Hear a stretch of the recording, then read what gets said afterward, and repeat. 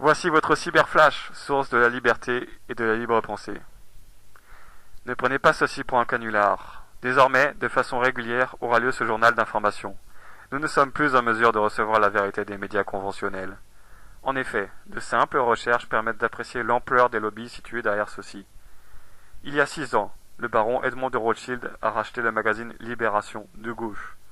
On est loin de la presse qu'avait fondée Jean-Paul Sartre.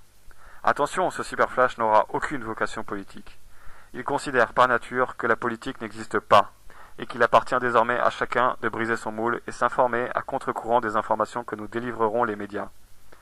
Si l'on était amené à réaliser des minutieuses fouilles, nous réaliserions alors de quelle manière les cascades d'holding et de filiales sont contrôlées par une poignée de personnes. Ce réseau est si vaste et techniquement pointu qu'il est impénétrable à la personne moyenne, qui croit encore à la liberté journalistique et la diversité de l'information. Et un exemple, parmi tant d'autres, serait de citer le milliardaire belge Albert Frère, qui a vendu les 25% qu'il détenait dans la fondation Bertelsmann, fondation franco-allemande connue pour son passé nazi. Dans ses filiales de médias célèbres, on peut noter par exemple RTL. Albert Frère avait également des participations dans les groupes Total, Suez, BNP et la chaîne de télévision M6. Tout ceci grâce à une holding, la CNP, qui elle-même est détenue en partie par la famille Dassault. Qui, elle-même, cette famille Dassault, détient Socpresse. Les organes de presse composant la holding Socpresse sont Le Figaro, L'Expansion, L'Express, L'Entreprise ou encore le magazine L'Étudiant. En dehors de Socpresse, Serge Dassault reste célèbre pour son industrie d'aviation armée.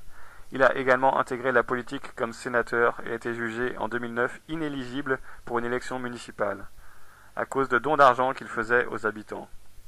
Il a également été condamné à 2 ans de prison avec sursis, dans l'affaire Agusta. Il s'agit de la corruption du gouvernement belge afin qu'il s'équipe en hélicoptère de combat. Monsieur Dassault a été nommé par le magazine Marianne comme l'empereur de la corruption tricolore. Mais à qui appartient Marianne ? Marianne est détenue à 25% par Yves de Chaise-Martin, l'ex-PDG du quotidien Figaro. Sans doute un règlement de compte. Monsieur de Chaise-Martin est l'actuel conseiller du groupe Carlyle Europe. Le groupe Carlyle est un groupe si important que nous en reparlerons une autre fois. Il est au cœur de toutes les théories du complot et de conspiration. Il regroupe l'aéronautique lui aussi, mais toujours l'armement, les médias et les télécommunications. À sa tête est passé entre autres Olivier Sarkozy. Olivier, un homme d'affaires franco-américain, le demi-frère du président français Nicolas Sarkozy. Nicolas, qui, lui-même, est un ami avec Bouygues, c'est bien connu, le propriétaire de TF1. Il a été d'ailleurs l'avocat de la chaîne, afin que celle-ci garde sa concession, c'est-à-dire son droit de diffusion et d'existence. Il est parti, élection présidentielle remportée sur le yacht de son autre ami, M. Bolloré.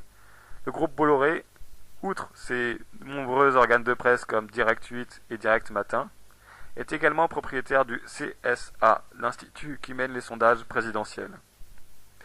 Ce court rappel permettra de faire valoir pour ce qui suivra prochainement, à savoir, il n'y a pas d'information réelle, pas de médias libres. Les élites qui tiennent les rênes sont les mêmes qui financent, arment, médiatisent par voie de propagande et décident des guerres et de l'avenir. C'était votre cyberflash, source de la liberté et de la libre pensée.